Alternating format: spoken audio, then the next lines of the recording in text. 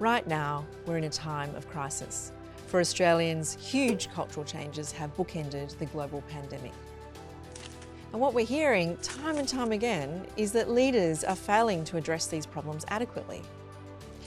All of this begs the question, what makes a good leader in times of crisis?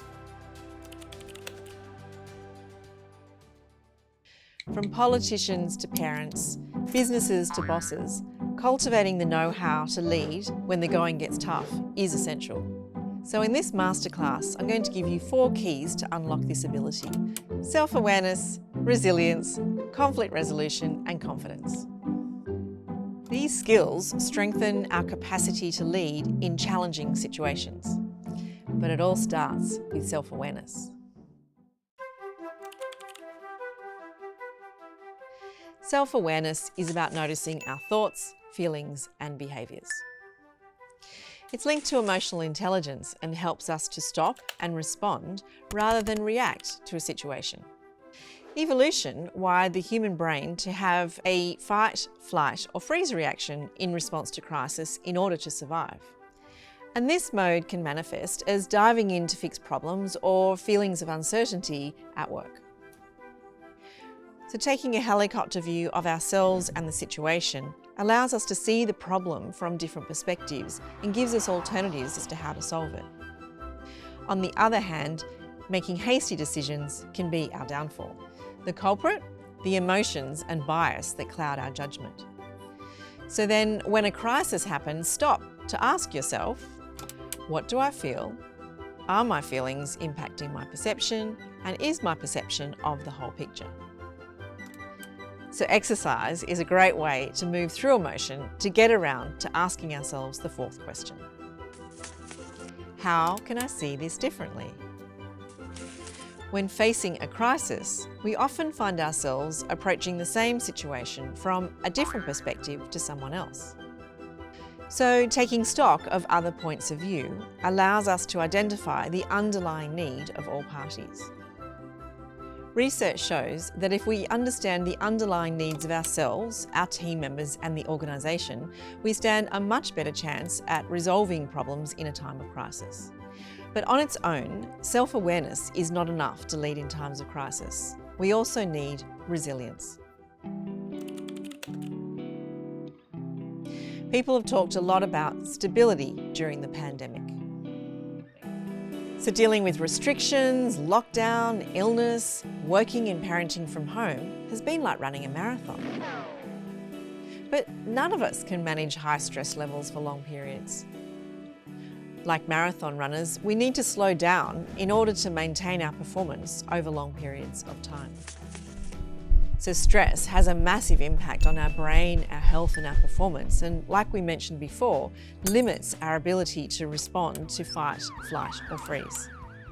So this is why taking time out to reset is at the root of resilience. Many of us take work home. In fact, a lot of us are working from home right now. To be an effective leader, it's important to have times when we're not leading. So whether it's walking the dog, spending time with a family, practicing mindfulness, or diarising our thoughts and saying to ourselves, I'm going to deal with that later.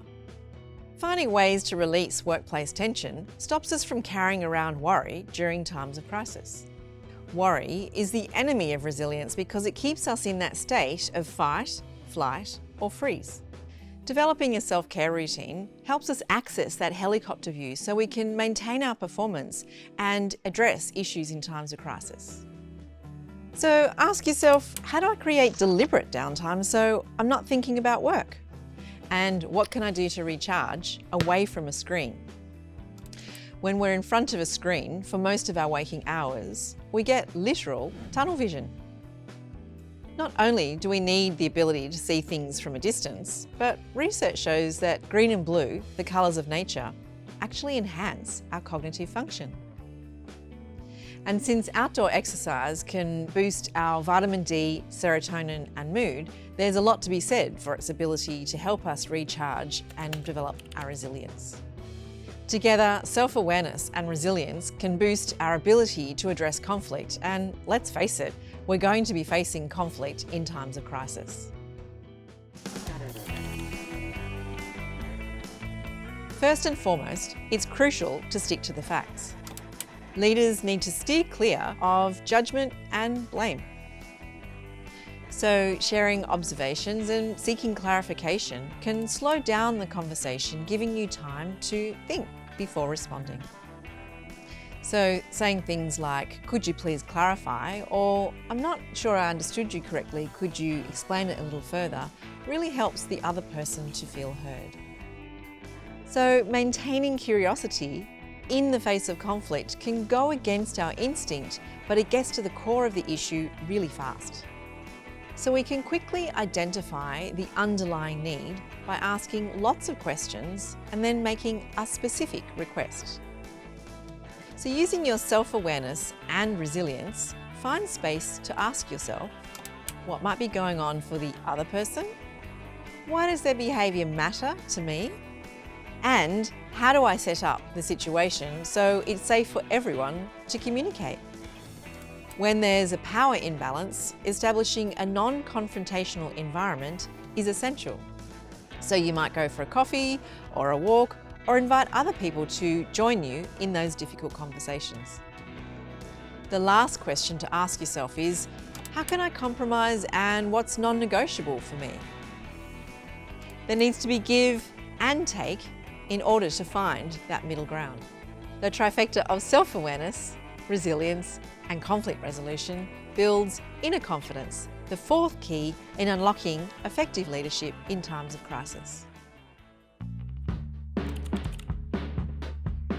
There's a difference between inner confidence and outer confidence, which is linked to ego and bravado. Inner confidence is about having self-belief, which means that leaders can be humble and not need to know all the answers in a time of crisis. But we can't rely on our self-belief unless we support it with positive self-talk.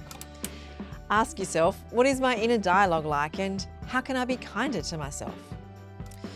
When you find yourself self-deprecating, saying things to yourself like, "I'm stupid" or "I can't do it," stop and ask yourself, what would a friend say to me in this situation? "I'm learning" or "I can't do it yet" are positive affirmations that can spark more constructive ideas, solutions, or how you might approach the situation in the future. So if you struggle with negative thoughts, ask your support network what your strengths are, or work with a professional. So self-awareness, resilience, conflict resolution, and confidence are 4 keys to unlocking your leadership potential. All of the insights in this masterclass come from the ACAP MBA program. If you want to learn more, visit our website at acap.edu.au/MBA.